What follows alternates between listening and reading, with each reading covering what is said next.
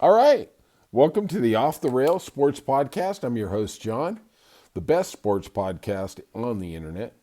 And if you could kindly hit that like and subscribe button.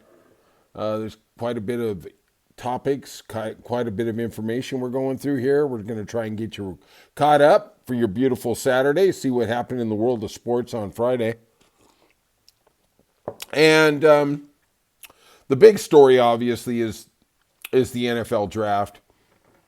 And Deion's kid from Colorado, Shedeur Sanders, falling out of the first three rounds. I'm sure he'll get picked here on Saturday, but most pundits had him picked in the top 10.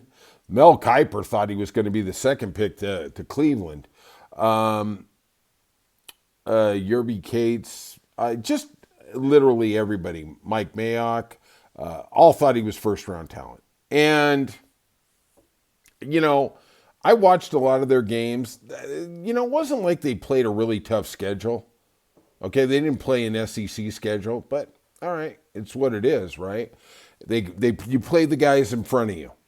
And there was a lot of arrogance with this kid. In the middle of the year, they were saying, well, we're going to control where he goes. And that was the narrative. I mean, I heard Stephen A. Smith saying it. I heard all these guys, oh, yeah, Deion's going to control where he goes. He probably wants him to go to New York or, what? Oh, my God. How far off could you be? And now they're all running. Now everybody is blaming, I don't know what happened. I had him number 5 on my mock draft. I had him number 16. He's a first-round talent. Well, no, he's not. Because the first round came and went, and then the second round came and went, and then the third round came and went, and nobody wanted him. I can't even imagine what it's like in his house tonight. And here's the funny thing. I remember this back in the day. Matt Barkley was the starting quarterback at USC, and I believe it was after his junior year, he was going to be a top 3 pick, and he decided to go back to USC. This was when Pete Carroll was there, and he had a terrible senior year. And instead of going in the first 3 picks, he went, I believe, in the 4th round. And what happens is now for Shedeur Sanders is when you go in the 4th, he's minimum, best he's going to go in the 4th round. You go in the 4th or 5th round, the teams aren't tied to you. When you're a first-round pick, hello, Bryce Young, they have to stick with you. They've got to, because somebody's going to get fired for using that high of a pick and you not producing. Granted, John Lynch over there in San Francisco got away with the Trey Lance thing, but he's hit enough doubles and triples with everybody else that management's like, ownership is like, yeah, it's okay. We'll give you another shot. And then he pulled the rabbit out of the hat and got Brock Purdy.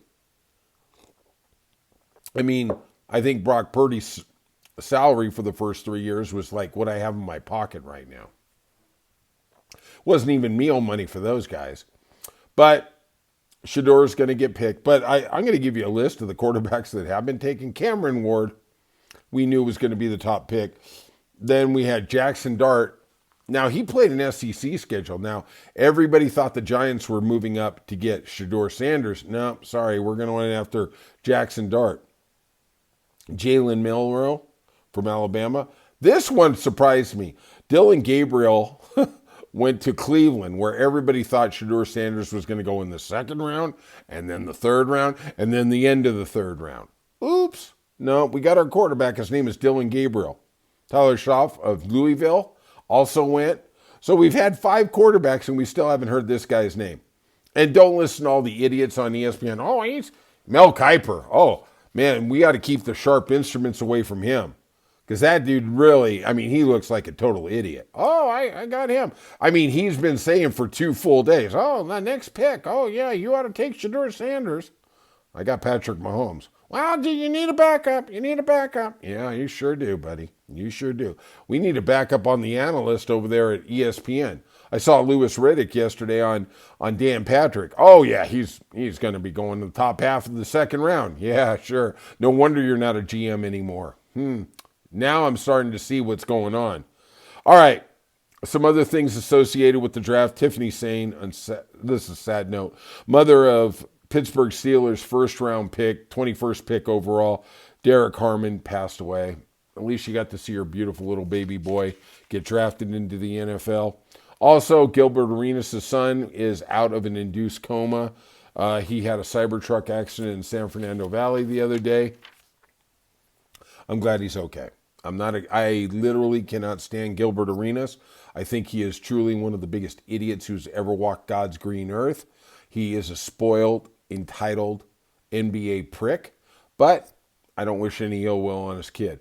All right, let's go to the association. Hey, you're here because you want to hear somebody tell you how it really is, right? The Magic beat the Celtics 95-93. Really tough game. Celtics were complaining about, what do you think? The refs at the end of the game. Tough loss. We'll see if they bounce back in game 4. The Bucks really bounced back. That is a testy series. 117-101 over the Pacers. Giannis, what a game. 37, 12, and 9, or 6, excuse me. That guy, in a world where SGA and Jokic isn't around, that dude's just the MVP every year. Just bottom line. Timberwolves and Edwards stepped up in such a big way, showing you why he is the new breed of superstar. He was magnificent. Every time the Lakers got close at the end, he just hit a three-pointer. Guy just had a great game. It's funny. Now the Lakers are plus 180 to win the series. Before the game, they were minus 120. It's amazing what a couple hours is going to do to you, right?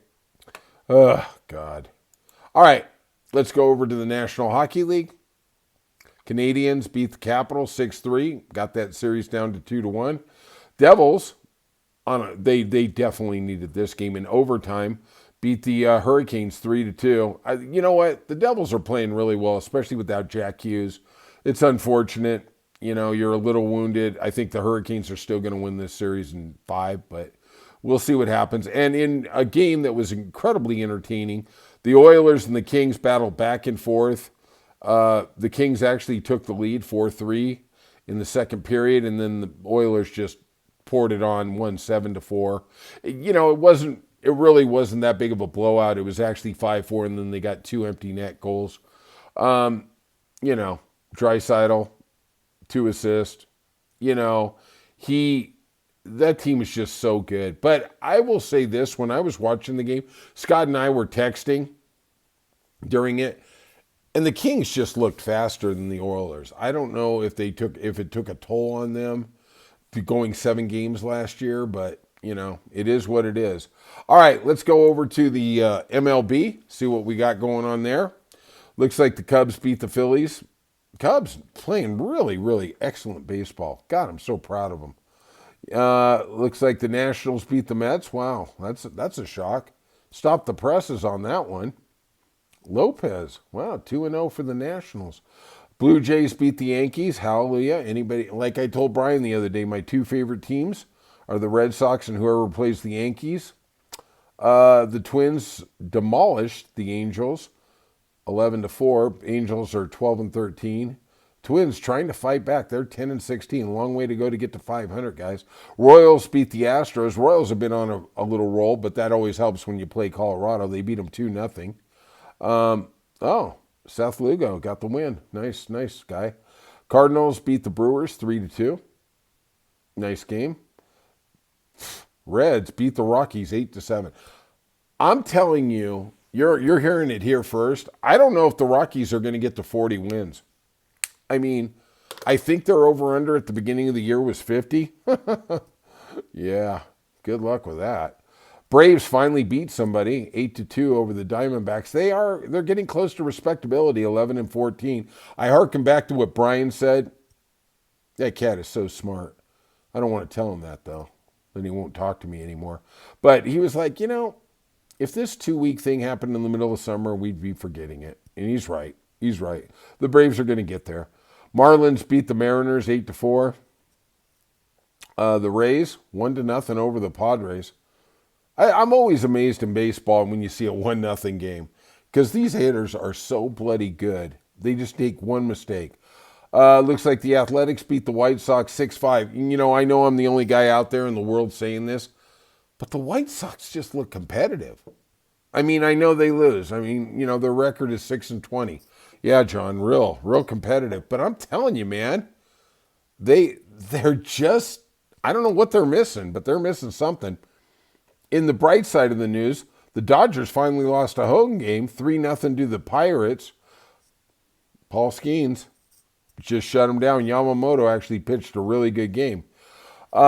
Rangers went into San Francisco, won 2-0.